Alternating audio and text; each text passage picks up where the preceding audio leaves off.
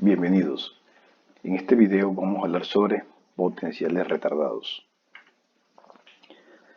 Hasta el momento, y entre otros aspectos, hemos estudiado la propagación de ondas electromagnéticas en medios ilimitados o en medios confinados. Para dichos estudios hemos partido siempre de las ecuaciones de Maxwell sin fuentes, lo cual constituye un caso particular de la solución de dichas ecuaciones. Pero hasta el momento no hemos considerado el mecanismo de generación de las ondas electromagnéticas. Es decir, hemos analizado la propagación de las ondas electromagnéticas en diferentes escenarios, pero en ningún momento nos hemos preocupado por saber quién o qué generó esas ondas electromagnéticas. Entonces, para dar respuesta a esta pregunta, debemos incluir los términos fuentes en las ecuaciones de Maxwell, con lo cual obtendríamos la solución general de dichas ecuaciones. Entonces, para hacerlo, vamos a partir de unos resultados ya conocidos que fueron analizados en el video de los potenciales electrodinámicos. Y aquí, pues, describimos brevemente los resultados principales de ese video. Es decir, a partir de las ecuaciones de Maxwell en el vacío, se introdujeron unos potenciales que son los denominados potenciales electrodinámicos, el potencial escalar y el potencial vectorial magnético, los cuales están relacionados con los campos eléctrico y magnético, como indican las expresiones 5 y 6.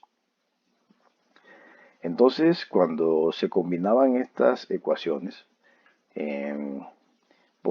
o más bien cuando reescribíamos estas ecuaciones en términos de los potenciales y utilizando el gauge de Lorentz, que está establecido acá, demostramos que en el gauge de Lorentz los potenciales electrodinámicos obedecen a ecuaciones de onda no homogénea, la 8 y la 9.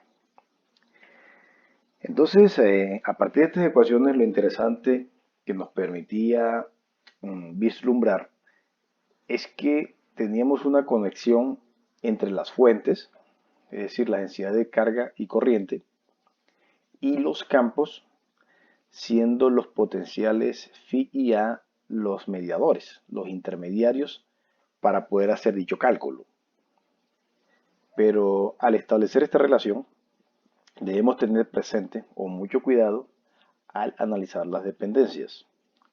Por ejemplo, me refiero específicamente a la dependencia temporal, porque esta correlación existente entre las variables no debe interpretarse como que el campo eléctrico medido en una posición específica y en un instante de tiempo específico depende del valor de las fuentes en la misma posición y en el mismo tiempo.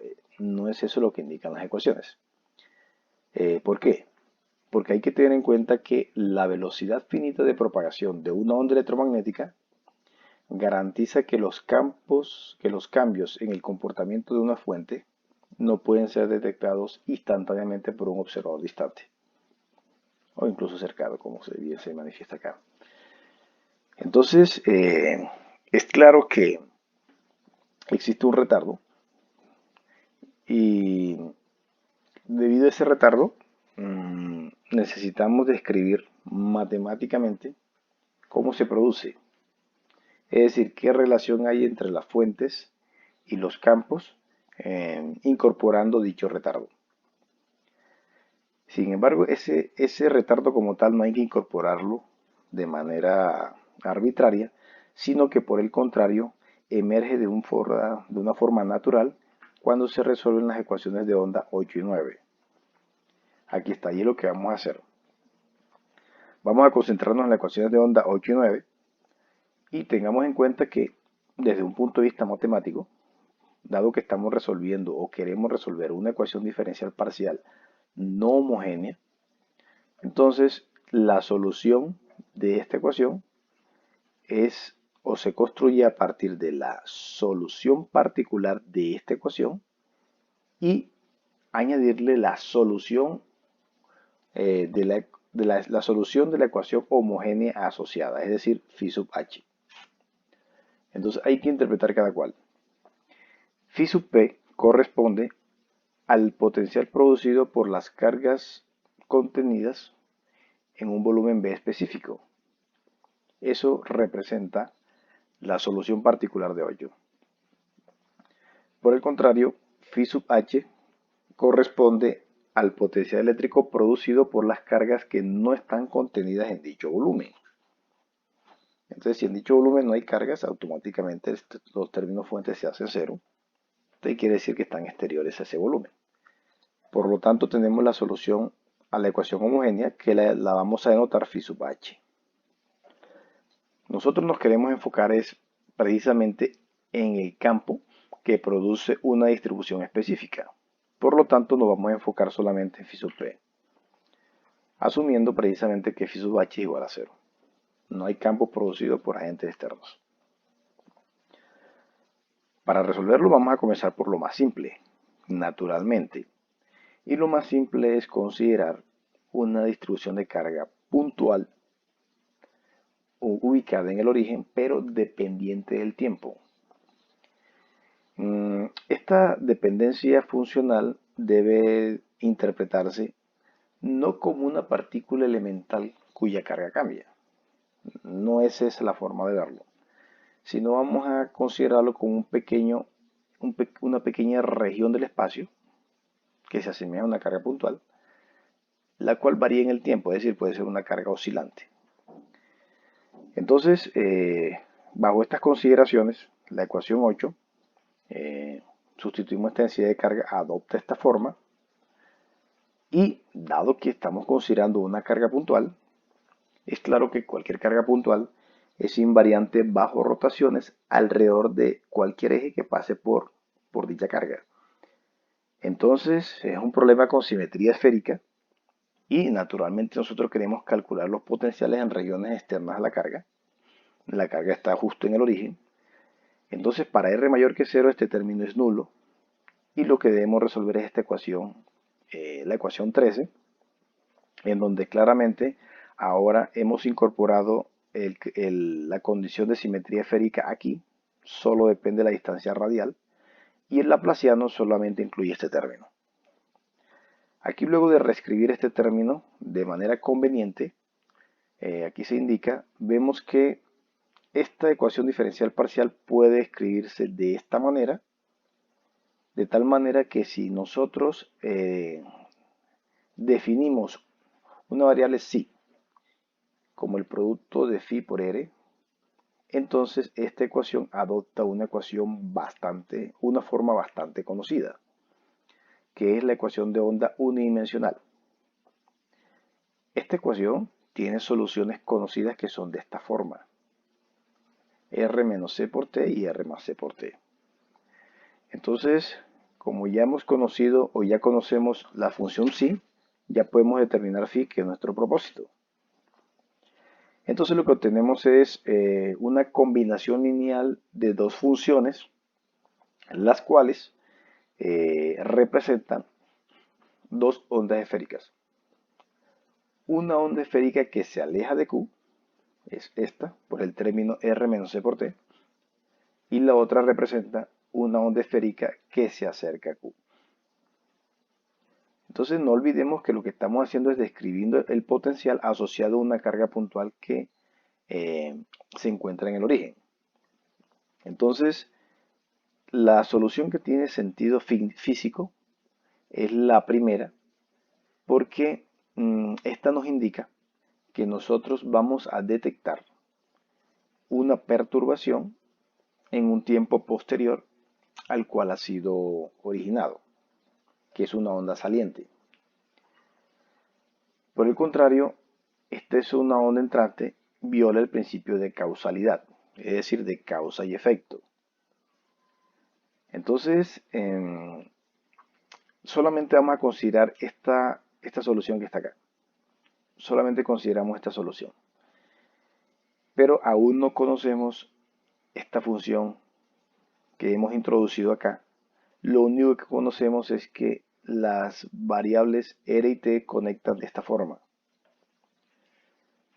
Entonces lo que sí debe presentarse, o lo que sí debe cumplirse, es que si nosotros calculamos en el límite de esta expresión, en el límite cuando R tiende a cero, pues esta debe asemejarse al potencial producido por una carga puntual, tal cual como se calcula en electrostática, porque aquí no vamos a tener ningún retardo. Estamos calculando justo en la vecindad de la carga. Entonces debe adoptar esta forma. Aquí evaluamos este límite a partir de esta expresión y luego de reorganizar encontramos que la función evaluada en menos c por t tiene esta forma. A nosotros lo que nos interesa es la dependencia funcional existente para este caso, y para notarlo de un modo más simple vamos a utilizar una variable s como menos c por t, de modo que la función f de s adopta esta forma. Esta es la dependencia funcional de la función f. Pero vamos a evaluarla para el valor de s que nos interesa, es decir, para r menos c por t. Entonces, evaluando, llegamos simplemente a reemplazar acá, llegamos a esta expresión que está acá. Y aquí se evidencia un poco mejor el hecho de la causalidad. ¿Por qué? Porque aquí aparece en términos de t menos r por c, siendo r por c el tiempo que le toma a una señal propagarse desde el origen hasta un punto ubicado a una distancia r. Entonces, como ya tenemos esta función, podemos reemplazarla en 16, que era nuestro propósito, y de esta forma ya tenemos determinada nuestra función phi. Aquí está. Entonces vemos que nosotros no vamos a captar en una posición ubicada a una distancia r la perturbación en un instante, en el mismo instante, sino la estamos detectando es la perturbación producida en un instante anterior. Bueno, pero nosotros lo que queremos es utilizar este resultado para distribuciones de carga y corriente arbitraria. Entonces lo que hacemos es adaptarla, donde este Q lo calculamos a partir de una densidad volumétrica de carga, ρ por 1 dB, y este elemento de carga está ubicado en R', aquí se aprecia mejor. Entonces lo único que estamos haciendo es generalizándolo. Vamos a considerar que ahora la carga puntual está en R', no en el origen, y puede emitir en un instante T' la perturbación. Entonces vemos que lo que aquí representaba la distancia desde el origen hasta el punto, lo estamos ahora indicando de manera general, de esta forma, como R menos R', que es todo esto. Aquí está. Entonces esta distancia sobre C y ya tenemos exactamente la misma expresión. Y luego lo que vamos a hacer es aplicar el principio de superposición y ya tenemos el potencial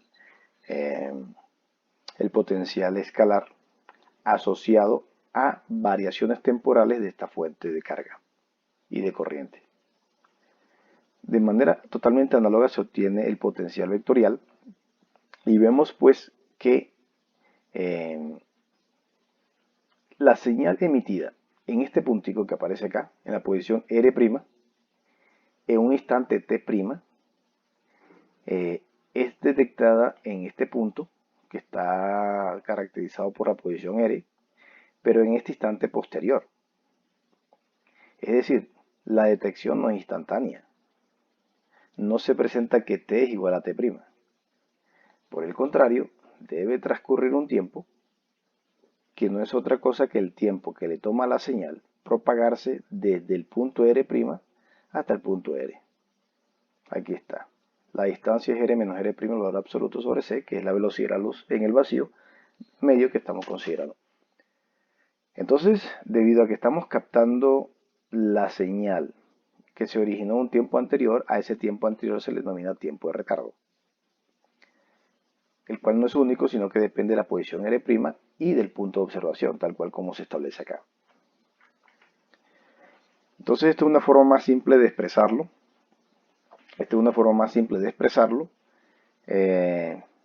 Y vamos a retener muy bien estas expresiones porque van a ser fundamentales para analizar los fenómenos de radiación de ondas electromagnéticas. Entonces retenemos esas expresiones. Hay que ser cuidadoso porque si nosotros miramos la dependencia funcional acá para obtener las funciones phi y a, vemos que la forma que adoptan son idénticas a las ecuaciones que se obtuvieron para la electrostática y la magnetostática, ahora interviniendo la variable temporal y simplemente cambiando aquí el tiempo t por un tiempo retardado. Eso podía erróneamente ponernos a establecer esta correspondencia.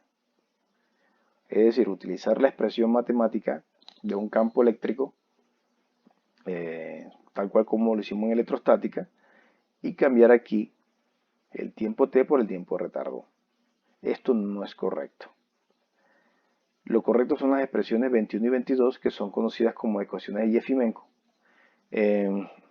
La derivación no la vamos a hacer.